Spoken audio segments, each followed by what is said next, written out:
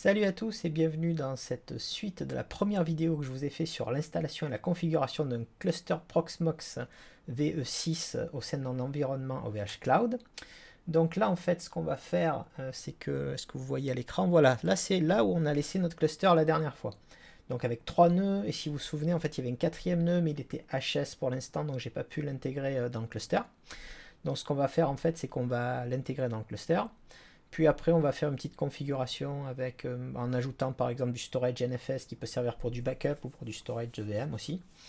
Et peut-être un ou deux cas d'usage, on va voir en fonction de comment ça se passe. Bon ben c'est parti pour la suite. Donc je reprends sur mon NetCloud 4. Donc NetCloud 4, je vais couper pour l'instant le Firefox. Et je vais zoomer sur cette page-là. Voilà, qui est notre NetCloud 4. -RBX qui n'est pas encore configuré, donc il va falloir que je refasse les mêmes types de configuration qu'on a fait, sauf que je vais aller un petit peu plus vite cette fois parce que vous avez déjà compris le principe. Donc d'abord on modifie les fichiers host, hop, je rentre donc les informations qu'on a déjà rentrées sur les trois premiers. Ensuite on va aller modifier le réseau ici, donc pareil, on enlève je vais y arriver, le DHCP, on va passer en statique et on configure la deuxième interface. Donc la deuxième interface en 192.168, même schéma, et on force avec le post-up la route des paquets multicast, même si encore une fois la dernière version de Proxmox n'utilise plus multicast, et on force le réseau 192.168.0.0 vers cette même interface. Une fois que c'est fait, on fait un test au moins pour la deuxième interface et MBR1 pour voir si elle monte. Puis on teste les autres machines du cluster. Donc ça met un petit temps à monter, c'est normal. Et puis si ça se met à pinguer, c'est que ça sera bon signe. Voilà, on est bon ici, on est bon avec la 2, et on est bon avec la 3. Maintenant que ça c'est fait, on va modifier notre configuration SSH, parce que si vous vous souvenez, je change le port par défaut de SSH, donc même schéma que ce qu'on a vu dans notre dernière vidéo. Alors, une seconde, j'ai la cam qui me gêne légèrement pour accéder, pour voir l'écran. Hop, ici. Et ensuite, on va modifier le SSH config, pareil, pour mettre le port 65022 par défaut ici. Voilà, ça c'est fait. Donc ce qu'on va faire, c'est qu'on va retester un petit reboot de la machine, petit test classique pour être sûr que tout va bien. Et ensuite, on fera intégrer cette machine dans notre cluster. C'est parti. Voilà. Donc il n'y a plus qu'à attendre qu'elle reboot. On va mettre un petit ping dessus, comme ça, on va voir dès qu'elle sera up. Donc qu'est-ce qu'on va faire ensuite? Je vais vous parler de ce qu'on va faire ensuite dans un deuxième temps. On va ajouter en fait des serveurs NFS qui vont se monter sur ce cluster. Donc des stockages partagés qui sont utilisés pour le backup, mais que vous pourriez aussi utiliser pour du stockage en fait. Du stockage de VM de production ou d'autres choses, ou d'ISO. Donc je ne vais pas vous montrer la configuration de serveur NFS, cela dit je peux vous montrer la configuration de serveur NFS existant, c'est très rapide à configurer en fait. Vous installez le NFS kernel server, vous éditez le etc export, vous rajoutez le répertoire que vous voulez exporter dessus, puis après vous relancez votre service et ça fonctionne. La seule chose qu'il y a, c'est penser à la sécurité, donc et à limiter dans l'export l'adresse IP et idéalement rajouter une couche de firewalling pour simplement autoriser uniquement les serveurs que vous voulez à y accéder. Alors, on va avoir un cas réel, ça sera plus simple. Ça sera plus simple. Peut-être le voir pendant qu'il reboot. Mais je pense que... Oh, je peux vous le montrer pendant qu'il reboot. Je vais vous en montrer un pendant qu'il reboot. Ça fera moins de temps mort. Donc typiquement, le j'en prends un, on va le rajouter sur plusieurs.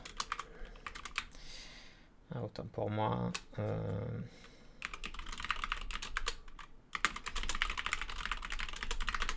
Voilà, là typiquement on est sur un serveur qui a un data store de 39 Tera qu'on voit ici en RAID MD4.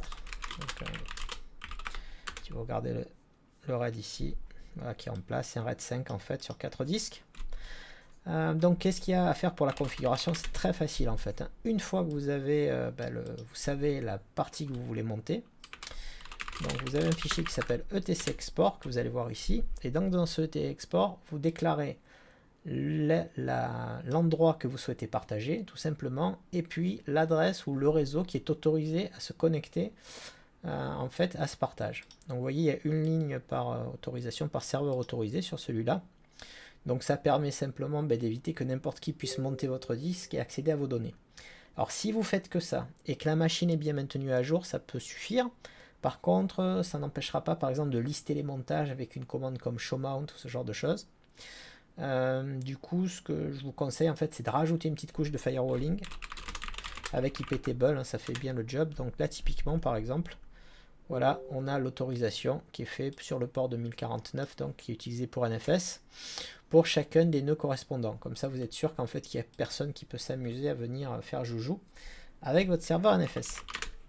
Donc, on va revenir ici pour voir si notre machine ping. Pas encore pour l'instant, à moins que je me sois planté dans la config, mais je pense pas parce que je l'avais préparé. Ça devrait pas tarder à repinguer. Donc du coup, en attendant, je vais vous remontrer ici. Donc on va rajouter notre nœud, il va venir se rajouter ici. Et donc après, pour l'instant, on a des storages configurés, si vous vous souvenez qu'on a configuré, qui sont des storages locaux, qui seront également configurés sur le NetCloud 4. Et donc on va rajouter deux types de storage après, on va attendre que le 4 ait été intégré. Je ne sais pas si vous avez vu, mais en fait vous avez tout un type, est-ce que ça apparaît? Oui, là ça apparaît le menu défilant, vous avez tout un type de stockage qui sont supportés. Donc plusieurs types de stockage réseau comme NFS, celui qu'on va utiliser là, CIFS qui est l'équivalent de partage, le partage Windows en gros. Ah ben, je vois que ça reping là de l'autre côté, c'est bon. GlusterFS qu'on verra dans une autre vidéo, le montage d'un GlusterFS, de l'Iskesi, donc qui permet de faire l'adressage en mode bloc directement, du Ceph qui est aussi supporté en local, du RBD, enfin il y a vraiment le choix, et du ZFS dans deux modes différents. Le choix ne manque pas dans Proxmox. Je vais refermer cette petite fenêtre. Et on va se reconnecter sur le NetCloud 4 pour finir cette configuration. Ou alors je vais vous rouvrir la fenêtre mais sur le côté, si j'arrive à le faire. Je regarde, hop.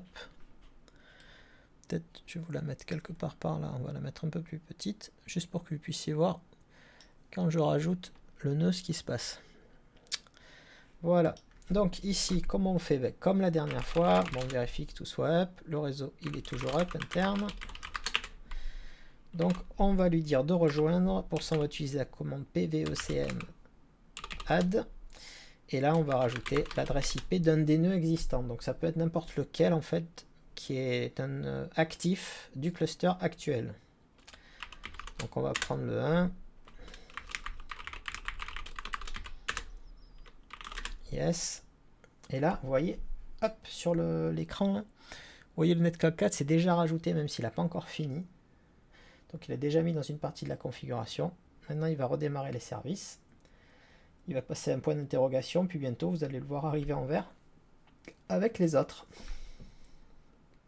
Il faut laisser une petite minute, voilà, c'est fait. Et lui aussi, avec son data store, donc, de configurer.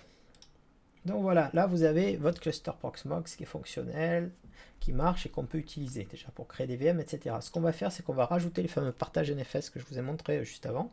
J'avais oublié de rajouter htop, iotop qui ne sont pas nécessaires. Si j'oublie install, ça ne va pas fonctionner. Qui ne sont pas nécessaires, mais que j'ai l'habitude de beaucoup utiliser. Et donc on en était resté à notre cluster et à rajouter des montages NFS. Donc c'est parti. Donc NFS, ce que je vous ai montré tout à l'heure. Donc vous lui donnez un nom qui correspond à ce que vous avez envie. Et là vous pouvez mettre soit un hostname, soit une IP. Alors là précisément je vais mettre un hostname, mais ça marche aussi très bien avec une IP. Et donc au moment où vous allez cliquer sur export, il va vous donner en fait la liste des choses qui sont exportées sur le serveur en question NFS. Et là après vous avez content. Content, vous pouvez choisir le type de contenu qu'on va trouver sur ce storage. Alors typiquement disk image sont les images DVM elles-mêmes, donc ce qu'on a mis sur nos storage data store. Alors là typiquement si je veux le configurer uniquement par exemple pour les backups, je vais juste mettre vz dump backup file et là vous avez une petite indication max backup qui est le nombre de backups que vous allez pouvoir archiver pour une même VM.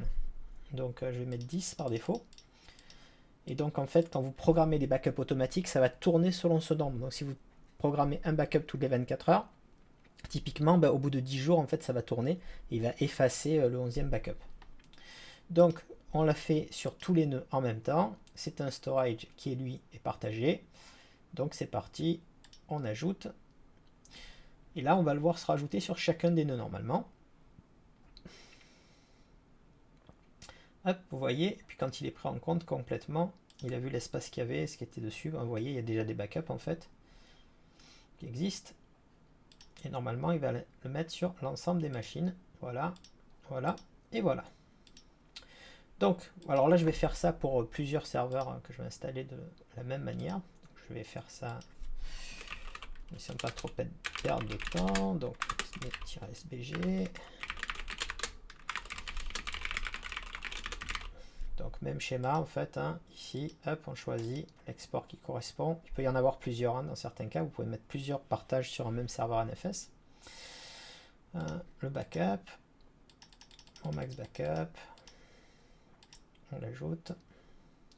Je passe au suivant. Hop. 3.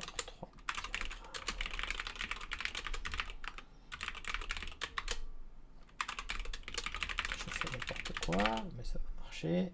Ici, pas la peine de mettre tout ça, c'est juste un ID. Alors, export, backup. On ajoute. Donc je vais en configurer 6. Donc on a configuré la moitié.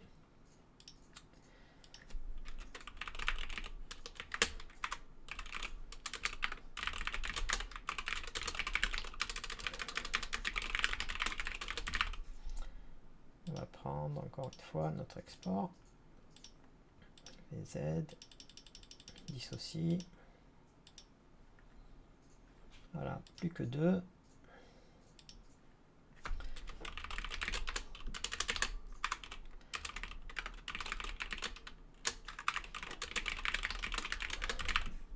Voilà pour l'avant-dernier.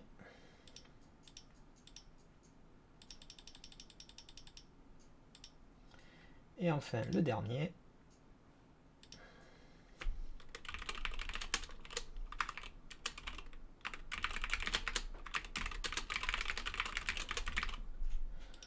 Dont on prend l'export aussi.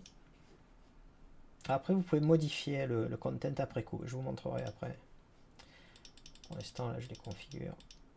Hop, comme pour ma production. Voilà. Donc ça met un peu de temps. Vous voyez tous ils se rajoutent, puis après vous pouvez les voir dans votre storage. Et dans votre storage, si vous regardez le summary, il va vous indiquer quel est le pourcentage d'espace occupé en fait sur chacun. Donc vous voyez qu'il y en a qui sont plus ou moins chargés en fonction des endroits. Et donc ça fonctionne tout seul. Alors ces storage, moi là je les rajoute pour du backup, mais vous pouvez aussi les utiliser pour du stockage de VM. Les avantages, les inconvénients. Alors quand vous stockez des VM sur le réseau, forcément c'est moins rapide que si vous les stockez en local sur du NVMe, il n'y a pas photo sur les perfs. Par contre, ça vous permet une chose, c'est que vous pouvez avoir transféré une VM d'un nœud à l'autre en transparence, à chaud, très très rapidement. Ça prend en moyenne une seconde ou quelques secondes. Alors que ici, alors depuis la Proxmox version 6, vous pouvez aussi faire le transfert, même avec les disques locaux non répliqués. Ça fonctionne, c'est juste plus lent. Mais avant, sur les anciennes versions, on était obligé d'arrêter la machine pour faire comme ça. Là, aujourd'hui, vous n'êtes plus obligé d'arrêter la machine. Donc, c'est vraiment une fonctionnalité en plus sur le Proxmox. Tandis que si vous êtes sur un partage type NFS ou autre, en fait, n'importe quel système de storage partagé, vous allez pouvoir en fait les déplacer beaucoup plus librement. Et dans le cas, si vous voulez configurer du achat automatique, alors je ne configure pas le achat automatique non plus, en tout cas pas au sein des infrastructures OVH. Pour une raison toute simple en fait, c'est à cause des risques de split brain. Typiquement en fait, si vous êtes dans une circonstance où c'est pas un host qui est down, c'est un incident sur le VRAC et que chaque host croit que ce sont les autres qui sont pas joignables, en fonction du quorum que vous allez avoir, vous pouvez retrouver avec une situation qui est terrible, qui est que la VM va monter sur plusieurs nœuds à la fois et écrire dans un même fichier. Et là ça peut être un désastre en fait pour le résultat du disque de votre VM. Donc ça c'est quelque chose en fait que je gère avec d'autres process qui sont hors Proxmox aujourd'hui. Ça peut marcher très bien si vous êtes sûr de tout avoir de double sécurisé, etc. Donc typiquement, j'ai pas encore testé, ça marche peut-être avec la VE6 chez OVH. Une des solutions consiste à faire, quand vous faites votre configuration de cluster CoroSync, à mettre plusieurs chemins réseau différents. Et comme maintenant on peut utiliser le réseau public pour créer le cluster, on pourrait imaginer, peut-être je ferai un test avant, et le cas échéant je pourrais faire une vidéo dessus, de sécuriser en fait ça par le réseau public aussi. Ce qui va limiter en fait le risque d'incident. Ça va aussi dépendre en fait si vos serveurs ils sont dans des baies différentes ou dans la même baie en cas d'incident électrique. Enfin, il y a vraiment plein de paramètres à prendre en compte. Quand vous êtes sur vos propres infra on-premise chez vous, en fait, c'est complètement différent parce que vous contrôlez tout ça. Donc du coup, en fait, vous pouvez précisément savoir les situations qui peuvent arriver ou pas. Quand vous êtes dans un contexte d'hébergement tiers, alors que ce soit chez OVH ou chez un autre, hein, vous allez avoir d'autres contraintes, c'est la même chose. Il faut penser à tout ça. Donc moi, en ce qui me concerne, je préfère gérer ça différemment. Les clients aujourd'hui qui ont de la haute dispo, en fait, ils ont plusieurs VM. Et c'est les VM elles-mêmes en fait qui gèrent après de l'autre dispo avec de la réplication SQL, la réplication de fichiers, etc. Et avec une bascule de VIP qui n'est pas forcément automatique et qu'on préfère contrôler nous en tant qu'admin, mais qui peut être automatisé aussi. Voilà, après c'est vraiment une question de quelles sont vos contraintes d'exploitation. Ben voilà, c'est OK pour notre cluster. Donc si vous allez sur le petit résumé général, là, hop, vous allez avoir la bonne surprise d'avoir un peu tout. Donc combien de CPU vous avez disponible, combien de mémoire vous avez disponible au total. Donc ici on a 1 Tera de RAM quand même disponible sur ce petit cluster. Et puis ben, les 255 Tera typiquement de stockage qu'on a en cumulant l'ensemble des stockages. Alors subscription, c'est mis no subscription. Cela dit, je vais mettre des subscriptions vu que j'ai les numéros de licence. Ça permet de soutenir Proxmox et puis de bénéficier du support si vous en avez besoin. Mais ça fonctionne aussi en mode full libre natif comme ça. Vous pouvez faire des créations, tout ça. Me voilà de retour. En fait, j'avais fait une petite gaffe, c'est que j'avais fait tout l'enregistrement en fait à la suite, ce que je vais refaire là, mais j'avais oublié de vous montrer à l'écran ce qui se passait sur l'environnement Proxmox, donc vous expliquer comment créer une VM et puis sans vous le montrer, c'était un petit peu embêtant. Donc je recommence. Notre activation a été effectuée. Donc voilà, je vous avais coupé juste parce qu'il fallait que je me connecte sur l'interface client de Proxmox en fait pour révoquer les installations, tout ça. Donc on voit bien notre community subscription qui est OK. D'un autre côté ici, j'ai fait deux choses en fait qui se sont passées. C'est que j'ai mis à jour les machines juste avec apt-get update et upgrade. Vous pouvez aussi le faire directement depuis l'interface, je vous montrerai. Je vous montre tout de suite d'ailleurs. Hop, si vous voulez, quand vous allez dans Update. Vous pouvez aussi le faire depuis là, ça va lancer une console sur le serveur. Vous faites un refresh puis un upgrade. Et l'autre point que j'ai fait en fait, c'est de rajouter l'image ISO Debian 10. Du coup, sur chacun des serveurs, là je l'ai fait dans le varlib vz template ISO. Qui est, si vous vous souvenez, quand on a configuré nos storage, la première fois en fait, j'avais laissé pour local uniquement ISO image. Vous pouvez très bien mettre un répertoire partagé entre différents serveurs pour stocker vos ISO ou autres. C'est un exemple, encore une fois, parmi tant d'autres. Donc maintenant qu'on a ça, on va pouvoir utiliser cette image ISO. Pour créer des VM Proxmox, alors j'insiste, là je vous montre pour des VM, parce qu'on peut aussi gérer des conteneurs avec Proxmox, c'est un peu différent. Donc pour de vrais VM, ce qui va se passer, c'est que vous pouvez aussi automatiser tout ça. Il est possible de faire des templates de VM, il est possible de dupliquer des VM existantes, il est possible d'utiliser Cloudinit pour automatiser des installations. Moi, dans notre cas, on va faire quelque chose de simple, parce que ça, il faudra en fait vous dédier des vidéos que pour ça, sinon. Et on va faire une install à la papa, c'est-à-dire comme si vous installiez votre serveur à la maison. Donc, on commence par create VM. Là, il y a le concept de VMID. Alors le VMID, en fait, par défaut, il va démarrer à 100, puis il va les incrémenter chaque fois. Vous pouvez le laisser par défaut, ou vous pouvez mettre votre propre ID de VM. Alors moi, par exemple, entre mes différents clusters, j'utilise un préfixe différent, en fait, pour pouvoir mixer les ID et puis les adresser avec un logiciel externe qu'on développe en interne, et puis pouvoir avoir des ID uniques partout. Mais en fait, vous pouvez faire comme vous voulez. Ensuite, il y a la gestion des pools. La gestion des pools, du coup, j'ai pas dû vous la montrer non plus, ça devait faire probablement partie de l'autre partie. La gestion des pools, ici, user permission, j'ai du mal à les trouver, j'ai les yeux un petit peu fatigués, groupe pool, ici.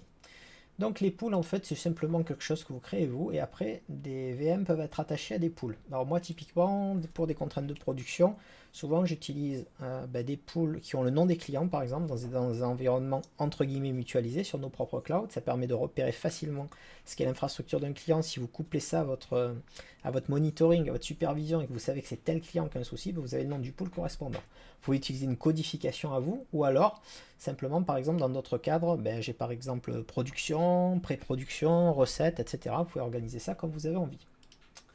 Voilà, voilà. Donc, on en revient à la création. Création de la VM. Donc, vous déterminez ou pas ici un VM ID. Donc, je vous montre par exemple, on en sélectionne un à la main. Et là, vous pouvez choisir sur quel nœud vous allez créer cette VM. Sachant que vous pourrez quand même la déplacer dans un second temps. Donc, on choisit un pool qui n'est pas obligatoire, encore une fois, et un nom pour la VM en question. Donc, je vais l'appeler par exemple Bind2. Une fois qu'on a fait ça, alors, pour tous, vous avez des options avancées. Started boot, l'ordre de shutdown, etc. Il y a plein de choses que vous pouvez régler finement, en fait, pour les grosses infras, c'est très pratique. Dans l'instant, je vous montre les fonctions simples, parce que là, pareil, ça fera une vidéo qui serait trop longue pour une seule, ça serait un peu lourd à supporter.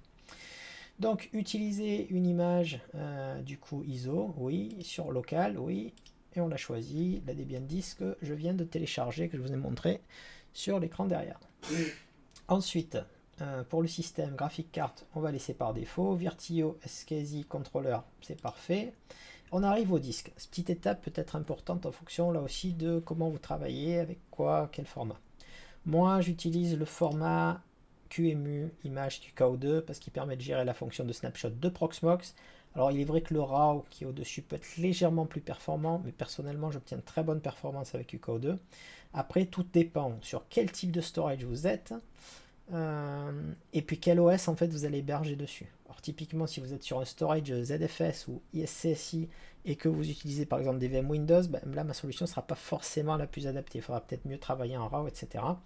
De manière générale, sur mon infrastructure, je travaille en QKO2 et après vous avez le format VMware, VMDK qui vous permet d'échanger les disques eux-mêmes directement, par exemple avec une infrastructure VMware. Donc, je vais utiliser QKO2. Après, il y a la gestion du cache. Alors moi, je laisse par défaut. Là encore aussi, ça dépend en fait du type de système de fichiers avec lequel vous allez travailler. Il y a des options qui sont plus ou moins adaptées en fonction des cadres. Sur les versions récentes de Proxmox, la version par défaut fonctionne très bien si vous travaillez avec du QKO2 comme je le fais ici. Côté processeur, en fait, il vous dit, en nombre de sockets, là, vous ne pourrez pas le changer parce que ce sont des serveurs mono CPU, les serveurs physiques, en fait, les hosts qui hébergent. Et après, vous avez le nombre de cœurs, donc que vous ajustez en fonction de votre besoin. Donc là, je vais mettre 4 cœurs. Et l'autre point qui est important, c'est le type. Alors, par défaut, il va vous sélectionner le KVM64, en fait, le type de processeur qui va émuler, qui va être rendu dans votre pros CPU sur votre VM. Par défaut, la KVM64 a un avantage en fait qui montre, c'est que si vous avez un cluster en fait avec des machines disparates, c'est-à-dire qui ne tournent pas les hosts sur les mêmes CPU, vous pouvez bouger votre machine à chaud sans que ça pose souci.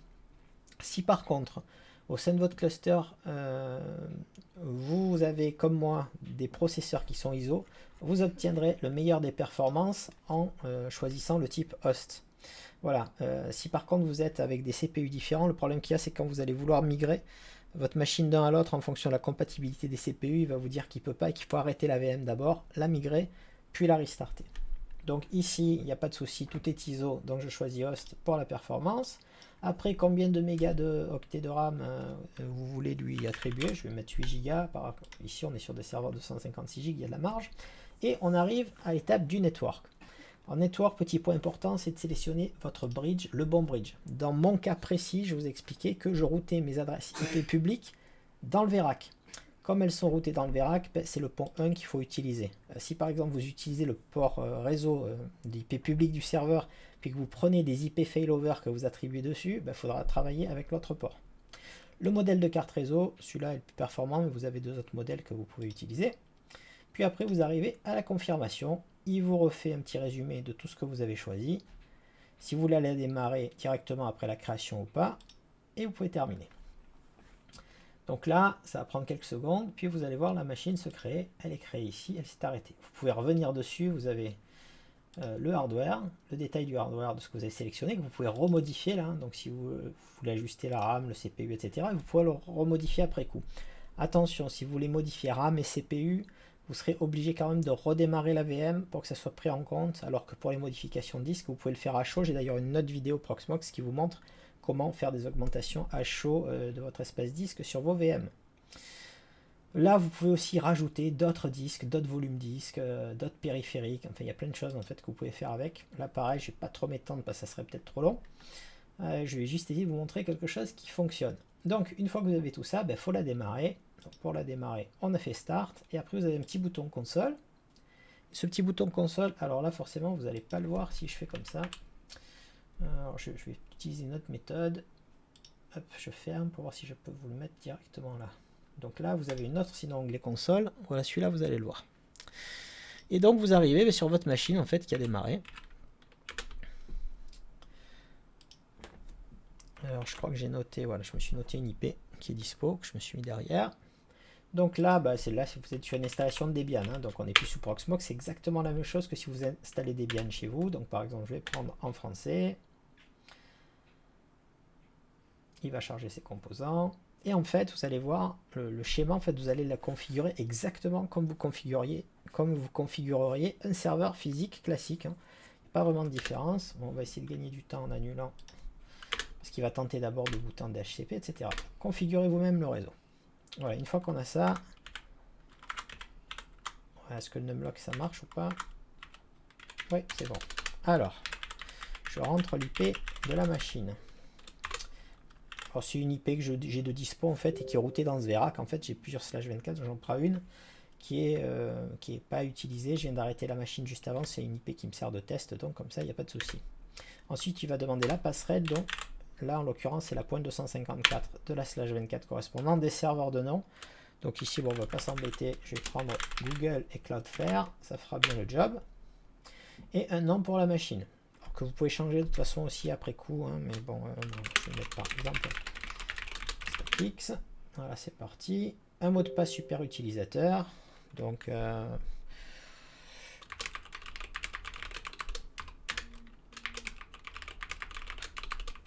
après, il va vous demander le nom complet du nouvel utilisateur, c'est-à-dire l'utilisateur standard qui n'est pas l'admin. Donc, ça peut être un nom de votre choix. Debian, enfin avant par défaut c'était Debian, mais vous pouvez mettre ce que vous voulez, hein. Je peux mettre un utilisateur Brain par exemple et lui attribuer un mot de passe aussi. Voilà, encore on n'est pas dans un processus Proxmox, on est vraiment dans le processus Debian de la VM. Donc on va aller vite. Hop, on choisit le disque, là on en a monté qu'un, mais s'il y en avait plusieurs, il s'en aurait apparu plusieurs. On avance, vous appliquez les changements. Il va démarrer l'installation du système de base. On va choisir très peu de choses pour que ça soit effectif rapidement.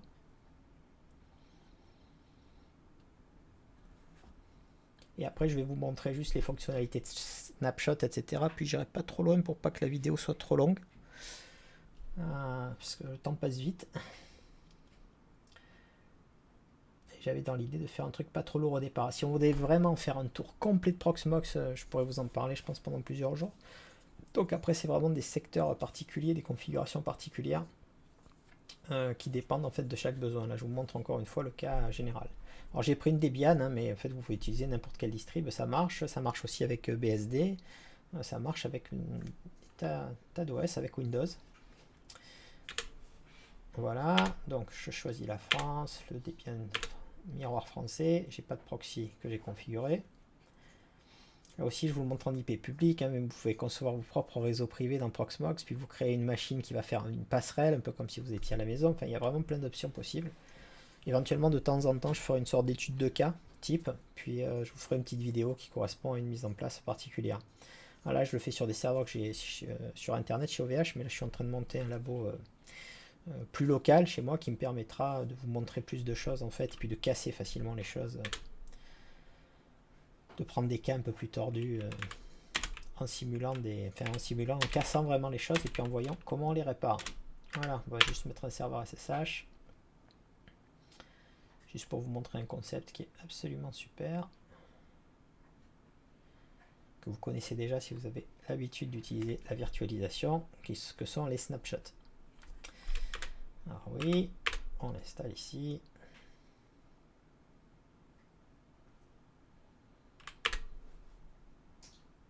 Voilà, alors comme vous voyez, j'en profite pour vous montrer un autre point. D'ailleurs ici on va plus avoir besoin de notre ISO, donc hop, on va l'enlever. Si vous le laissez, que vous voulez migrer après votre machine sur un autre serveur qui ne dispose pas de la même image ISO, que vous voulez starter votre machine, vous aurez un problème. Donc il faut penser à démonter tout ce qui est stockage un peu temporaire comme ça. Donc on va revenir sur la console. Oui, ce que je voulais vous faire remarquer, vous voyez ça a booté. C'est que vous avez bien vu que j'ai choisi la Debian sur une Debian 10 avec toutes les options par défaut. Voilà, parce que j'ai une discussion qui n'est pas sur le même sujet, mais que j'en profite pour vous montrer. C'est que la Debian 10, donc on va se connecter sur ce serveur qu'on vient d'installer. Donc typiquement, on va le mettre ici. Je vais faire un petit zoom dessus, ce sera plus sympa. Voilà. Donc j'ai dit que je l'avais, c'était Brain 2. Alors j'ai mis Brain 2 parce que c'est une entrée qui pointe déjà vers cette adresse IP en fait. Sauf qu'il va me demander en route et puis j'ai créé un utilisateur intermédiaire. Donc on va le faire à l'ancienne. Voilà. Voilà. Voilà. Donc maintenant on est route sur la machine. Maintenant qu'on est route sur la machine, je vous montre quelque chose qui me tient particulièrement à cœur, mais Debian 10, par défaut, quand on l'installe, ça n'utilise pas systemd pour la gestion des interfaces réseau, mais ça utilise bien le bon vieux network interface qui fonctionne bien, toujours comme avant, que vous pouvez éditer. Là, je dis ça parce qu'il y a beaucoup qui m'ont mis en standard autre chose en fait, et ce n'est pas le standard Debian. Le standard Debian, finalement, ils avaient prévu que ça soit autrement. Ils ont gardé leur configuration dans le TC Network Interface. Donc, vous voyez, votre machine fonctionne, c'est celle qu'on vient d'installer là. Exactement comme n'importe quelle autre machine. Moi, j'ai pas installé bfconfig, c'est normal. J'ai absolument rien installé du tout, d'ailleurs. Hop, voilà. Donc, typiquement, les fonctionnalités que je voulais vous montrer. Je vous en montre juste quelques-unes, puis après, j'arrêterai là pour cette fois. Donc, on a notre machine qui est ici. Toujours le hardware ici, je vous ai dit qu'on pouvait bouger. Je ne vais pas vous montrer l'extension de disque parce que je l'ai déjà dans une autre vidéo. C'est la gestion des snapshots. Vous pouvez faire des snapshots et il y a deux types de snapshots que vous pouvez faire. Certains qui incluent la RAM ou d'autres qui n'incluent pas la RAM, et uniquement les disques. Et celle qui inclut la RAM, c'est vraiment pas mal parce que ça vous remet exactement l'état de la machine tel qu'il était à ce moment précis. Donc typiquement, si vous avez un process qui tourne, en fait vous allez vous retrouver avec le même process. Ce que j'avais l'habitude de faire, c'est de faire tourner une interface graphique, ça montrait assez bien là où on en était. Du coup, en fait, quand vous avez... je vais faire un fichier Toto, là, par exemple. Je vais l'appeler test. On va faire un snapshot. Même avec la RAM, vous verrez, c'est assez rapide. Voilà, ça y est, c'est fait. Après, j'en fais un où je fais un touch tata. Il faut en faire un deuxième, là. Test 2.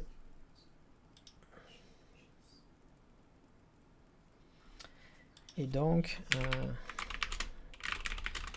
voilà, je pense que screen, ça va permettre de faire un bon exemple. Donc, je vais mettre un screen dans lequel je vais mettre un htop et que je vais laisser en fond derrière. Et là, je vais faire un snapshot, un troisième snapshot, test 3.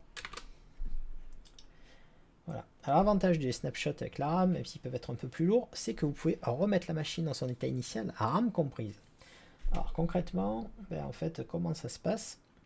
Ça se passe que ici, je vais maintenant rentrer dans mon screen. Je vais sortir, je vais éliminer le screen. Je vais effacer le tata et le toto. Je vais éventuellement arrêter ou pas la machine. En tout cas, je vais en sortir. Je fais sur mon test 3. Je fais un rollback dessus. Ça va prendre là en fait quelques secondes. Voilà. Je me reconnecte. Ah j'avais oublié de sortir complètement donc. Forcément, je vais avoir un petit souci. C'est pas grave. Je vais restaurer les terminaux. S'il ne veut pas se déconnecter, il va lui falloir un petit temps. Je vais zoomer sur un autre terminal. Voilà. Donc, de digital network.net. Voilà.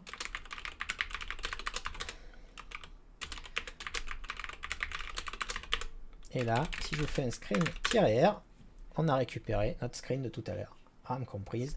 Donc c'est juste génial et vous pouvez automatiser ces snapshots avec un petit script en Python par exemple ou autre, petit truc que je vous montrais. Ça permet vraiment de faire des trucs très sympas. Donc après vous pouvez migrer des storage. Alors là j'ai pas mis sur, là on n'a qu'un storage accessible. Mais si je vous en mets un autre par exemple, allez on va prendre un storage. On n'a quand même pas trop d'espace NetStore 6 RPX, voilà, il a l'air tranquille. Donc admettons, lui je vais dire, en plus du backup, je vais autoriser à mettre du disk image. Voilà, typiquement, hop. Donc, et ici mon disque, en fait, vous pouvez le bouger à chaud toujours. Faire un move disk par exemple, et aller l'envoyer sur ce nouveau storage sur NFS.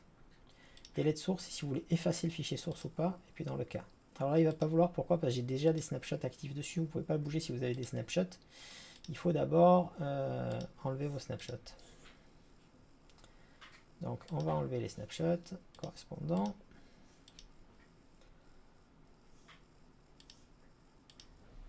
Remove. Voilà, donc je disais, pour le disque est ici, on fait un move disk, là vous choisissez un autre stockage, qui peut être un stockage local ou à distance, hein, et vous faites un move. Et là, en fait, vous voyez, il va lancer sa migration, et pendant ce temps-là, la machine n'est pas coupée. Et il va migrer le disque à chaud, en fait. Donc vous pouvez continuer à travailler sur vos serveurs, les clients peuvent être en train de continuer de travailler, et puis vous pouvez migrer vos storage d'une zone à une autre. Alors, quel est l'intérêt? L'intérêt, en fait, dépend tout encore une fois du management de vos storage. En fonction des espaces que vous allez attribuer, si vous mixez plusieurs types de stockage, il y en a qui vont mettre du NVMe, du SSD standard, du disque dur pour du stockage qui demande moins de performance, mais qui sera moins coûteux. Donc là, en fait, c'est relativement ouvert. Donc ça vous permet de manager ça, puis de déplacer en fonction de vos besoins. Soit le déplacer manuellement, soit avec un orchestrateur que vous allez plugger sur l'API Proxmox, qui est encore une autre fonctionnalité que vous avez disponible. Vous avez une API qui permet de faire toutes ces opérations au travers de l'API. Vous pouvez aussi faire toutes ces opérations en ligne de commande. Donc là, c'est vrai que je vous montre dans l'interface graphique, mais en fait, on peut le faire autrement, quoi. Donc là, si on attend, il va le déplacer complètement dessus. Bon, on va attendre. On est à 40%, 47%. Ça devrait aller assez vite. Donc ça peut vous permettre aussi dans une logique de migration. Vous ne voulez pas couper les clients. Alors maintenant, ils supportent, cela dit, de nœud à nœud. Vous voulez déplacer en fait cette machine à chaud sur un autre nœud, mais qui utilise un storage local. Vous pouviez, dans les anciennes versions, déplacer ce storage à chaud sur un stockage NFS, par exemple. Puis après, déplacer votre VM de nœud. Et une fois que votre VM était déplacée de nœud, récupérer le storage en local. Opération que vous pouvez scripter ou faire à la main en fait. Et du coup, vous pouvez faire des migrations de manière transparente pour vos clients, ce qui est plutôt sympa. Voilà, on est à 73%, donc ça devrait aller assez vite pour la suite. 78. Alors, ce qu'il faut surtout penser à faire, c'est quand vous faites des opérations temporaires comme ça, pensez bien à mettre votre stockage à la fin sur son espace définitif, parce qu'on peut avoir tendance à en oublier un quelque part sur le mauvais storage, qui est un storage qu'on va supprimer après, ce qui peut avoir des conséquences qui sont pas terribles pour vos VM. Alors, on est à 80%, 95%, on arrive au bout. 98%, le 100% va être un peu le plus long là. Un peu comme ça a été rapide, j'ai dit un peu comme la clôture d'un CD-ROM. C'est fait. Maintenant qu'il est sur le NetStore, vous voyez, donc le storage a déplacé d'endroit. Et donc si je fais une migration de ma VM et que je veux la mettre sur un autre nœud, n'importe lequel, on envoie. Voilà. Donc il lance la migration sur un autre nœud. Vous voyez que dans le même temps, sur le compte qui est derrière, on n'est pas coupé. Donc je vais faire up. Vous voyez derrière, voilà, je lance autre chose. Donc ça continue de fonctionner. Completed, oui, ça s'est fait assez rapidement, en 68 millisecondes de downtime, donc on n'a pas eu le temps de l'enregistrer. Votre machine est toujours up et maintenant elle a été déplacée sur le NetCloud 3. Si d'un coup, maintenant qu'elle est sur le NetCloud 3, vous voulez rapatrier votre storage en local, vous faites l'opération inverse, target storage, data store, delete source, vous envoyez, et puis là en fait il va récupérer la même chose et le mettre en local. Voilà, je pense que c'était déjà pas mal pour cette seconde vidéo. Je vous en ferai d'autres peut-être sur Proxmox, parce que c'est vraiment un environnement extrêmement puissant et que j'adore. N'hésitez pas à liker, commenter, disliker cette vidéo si elle vous plaît pas non plus. Vous abonner à la chaîne si ce que je fais vous intéresse pour pas louper les prochaines vidéos. Vous pouvez me retrouver aussi sur le Technobar, que ce soit sur Telegram ou le groupe Facebook Vous aurez les liens dans la description en dessous. Puis je vous dis à bientôt pour une prochaine vidéo. Ciao!